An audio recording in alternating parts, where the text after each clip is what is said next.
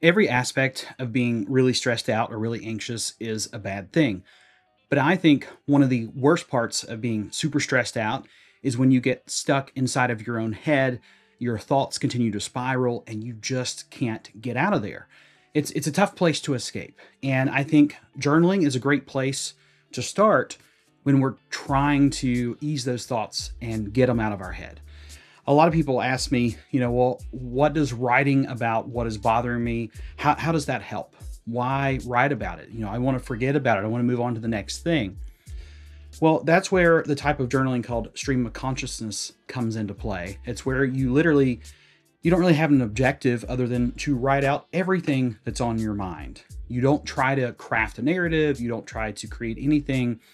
It's literally just taking all of that traffic, so to speak, and giving it an alternate route to kind of clear the road, if that makes sense. Something very valuable that I'm learning in martial arts right now is that I need to be more like water. Relax, be easy. And one of the demonstrations that my instructor gave me a couple days ago was he told me to clench my fist as hard as I could and to punch him. And what happened is when I clenched my fist as hard as I could and I went to make that punch, he was just slightly out of my range. I couldn't reach him. So then what he asked me to do was to lighten up my grip, relax a little bit, and then throw the punch with an open fist, at which point I was able to connect.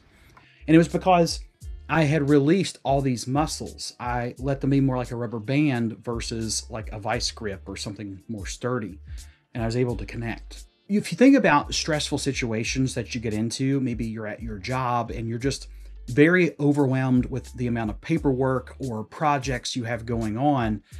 And the more you try to tackle these things without this clearer state of mind, the harder and harder they become and the more stressed out you get.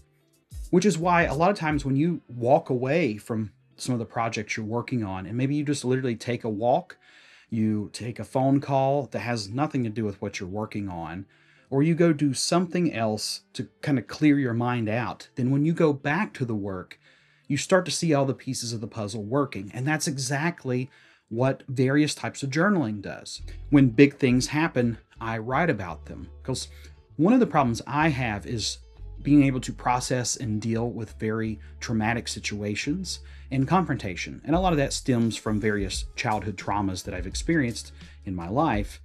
And when I write about it, it helps me to get it all out of my mind. But then when I go back and review it and I start reading all the things I wrote, sometimes it's just a big mess. And I realize that the anxiety was more like a kid just trying to get some attention.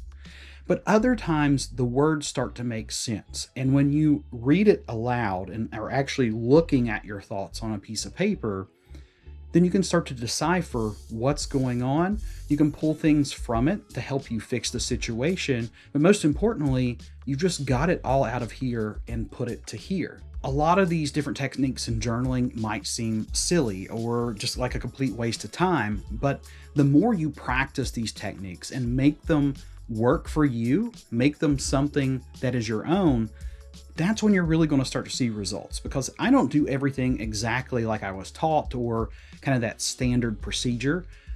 I have made this something that works for me. And the things that haven't worked or I didn't like doing, I either stopped them or I molded them to better fit my personal needs.